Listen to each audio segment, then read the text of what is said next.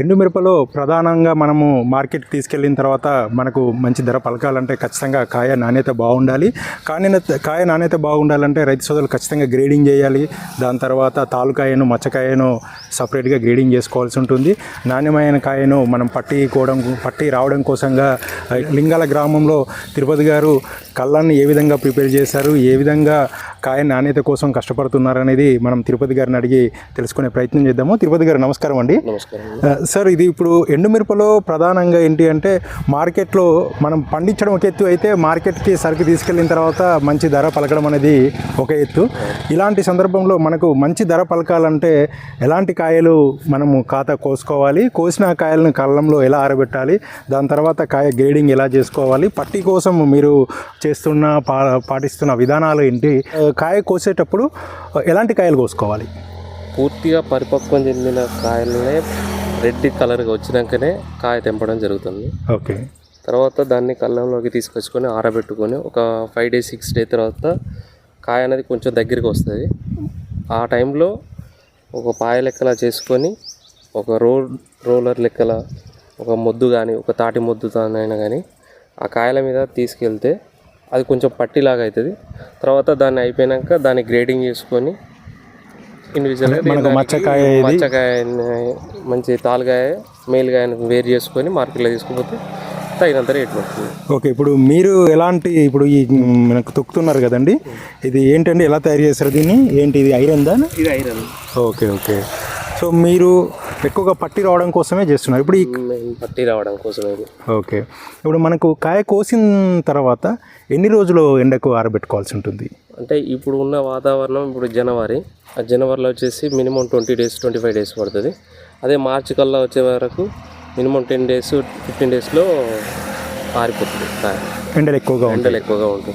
Okay. ఇప్పుడు మీరు కళ్ళంలో పోసారు కదా, ఈ కళ్ళము ఎలా ప్రిపేర్ చేశారండి? అంటే మామూలుగా చదువు చేయడానికి? అవునండి. మా ఎడ్లు ఉన్నాయి, వెళ్ళండి ఎడ్లతోనే మేము అంటే గొర్రు పలక అంటుంది దాన్ని. ఓకే. గొర్రు పలకతోనే సమానం చేసేసుకొని ఒకసారి ఫస్ట్ వాటర్ ఇచ్చేసుకొని అంత కళ్ళాన్ని ఊడ్ చేసుకున్నాక సమానమైంది తర్వాత కళ్ళంలో తీసుకొచ్చి కాయవచ్చు. ఓకే. ఇప్పుడు మొదట మీరు గ్రేడింగ్ అనేది చివరిలో మార్కెట్కి తీసుకెళ్ళేటప్పుడు గ్రేడింగ్ చేస్తారా? మార్కెట్లో తీసుకెళ్ళేటప్పుడు పూర్తిగా ఎండినాకనే గ్రేడింగ్ చేస్తాం. ఓకే. గ్రేడింగ్ చేసిందంటే మార్కెట్కి పంపిస్తాం. ఏ మార్కెట్కి తీసుకెళ్తారని? వరంగల్ ఏం మామూలుగా మార్కెట్కి తీస్తాం. ఓకే. ఇప్పుడు ఇంకొకటి సార్, మనకు సాధారణంగా కాయ తొక్కేటప్పుడు కూడా ఎలాంటి జాగ్రత్తలు తీసుకుంటారు? అంటే నీళ్లు ఎలా పోస్తూ ఉంటారు, అట్లాంటిది ఏమైనా ఉంటుందా? ఇప్పుడు ఈ జనవరి ఫిబ్రవరి వరకు వాటర్ తీసుకోదండి. ఆల్రెడీ ఎర్లీ మార్నింగ్ 9:30 సూర్యుడు ఉదయించే టైంలో ఏమైందంటే కాయ మెత్తపడిపోద్ది ఆల్రెడీ. తర్వాత 11-11:30 కల్లా మళ్ళీ ఎండ స్టార్ట్ అవుతుంది, అప్పుడు కాయ పలుకుతుంది. ఇక మార్చి కల్లా వచ్చే వరకు ఏమైందంటే పూర్తిగా ఎండ గాలి వల్ల కాయ ఎప్పుడు చూడు ఎండ తగులుతూనే ఉండి కాయ పగిలిపోద్ది. అవును. దానివల్ల ఏమవుతుందంటే లైట్గా వాటర్ నింపించుకొని తొక్కేసుకోవాలి. ఈ టైంలో అంటే ఈ జనవరి మాసంలో ఏమైందంటే కాయ ఇట్లే కళ్ళంలో పోస్తే కాయ మచ్చ వస్తుంది, తొడేమో మచ్చ. అంటే ఇలా కాయ నల్లబడిపోకుండా మేము ఏం చేస్తామంటే అట్లా పరదాలు కప్పేస్తాం. నైట్ అది మంచు పడుతుంది కాబట్టి కంపల్సరీ నైట్ 6 అంటే సాయంత్రం 6 కల్లా పరదాలు కప్పేస్తాం ఎండిన మిరప పైన ఈ కళ్ళం మీద. ఓకే. తర్వాత ఎర్లీ మార్నింగ్ మళ్ళీ 8-8:30 కల్లా మంచు ప్రభావం పోతుంది, మళ్ళీ ఎండ పరదాలు పక్కకేసి మళ్ళీ ఎండ పెట్టుకుంటాం. ఓకే. డైలీ ఈ కాయ ఎండే అన్ని 20 రోజులు. అప్పటికి మార్చిలో మంచు అనేది ఉండదు. అవును. కొంచెం రిస్క్ తక్కువ అవుతుంది. ఓకే. ఇప్పుడు కొద్దిగా రిస్క్ ఎక్కువ. తర్వాత మనకు ఇప్పుడు కాయ తొక్కేటప్పుడు ఏమైనా నీళ్ళు చల్లుతారండి? తొక్కేటప్పుడు ఇప్పుడు మనకు ఆల్రెడీ కాయ మెత్తనే ఉంటుందండి. ఓకే. ఈ మాసం మొత్తం మెత్తనే ఉంటుంది.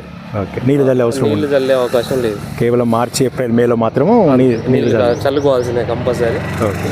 జస్ట్ అట్లా నిమ్ము మార్కెట్లో ఎక్కువ నిమ్మేస్తే రేట్ రాదు. ఓకే. మనం తొక్కుకునేందుకు అనుకూలంగా ఉండేందుకు సంచులలో తొక్కుకునేందుకు అనుకూలంగా ఉండేదానికే ఇట్లా చల్లుకోవాలి, కాయ విరిగిపోకుండా తొక్కడానికి. Okay okay. సో ఇప్పుడు మనకు కొన్ని కాయలు రెడ్డిష్గా కనబడుతున్నాయి కదండి, ఇలాంటి కాయలు అంటే ఇది ఇది గ్రేడింగ్ చేయలేదు కదండి. Okay okay. మచ్చకాయలు గ్రేడింగ్ చేయలేదు, ఇది అంతా అయిపోయినాక ఎండినాక వీటిని పక్కకు వేస్తాం, గ్రేడింగ్ చేస్తారు. Okay okay okay. వీటి ధర కూడా సపరేట్ ఉంటుంది కదా? వీటికి వచ్చేసి 4-5 వేలు ఉంటుంది. ఓకే. ఇక వీటికి ఈ సంవత్సరం అంటే 2025 సంవత్సరంలో ఘోరంగా పడిపోయినాయి అన్ని. ఏమాత్రం రైతుకు ఆశించదగ్గ ఫలితం అయితే లేదు. సో ఇంకొకటి తిరుపతి గారు, ఇప్పుడు మనకు కాయ కోస్తున్నప్పుడు కొద్దిగా కొన్ని పండుకాయలు కానివి కనుక అది కోస్తే పూర్తిగా పరిపక్వం చెందని కాయలు కోస్తే ఏమైందంటే తాలుకాయ ఎక్కువ అవకాశం ఉంది. ఓకే. అంటే మనకు పూర్తిగా కాయ మొత్తం కంప్లీట్గా పండిందనే కొయ్యాలి, లేకపోతే మాత్రం అది తాలుగా అయిపోతుంది.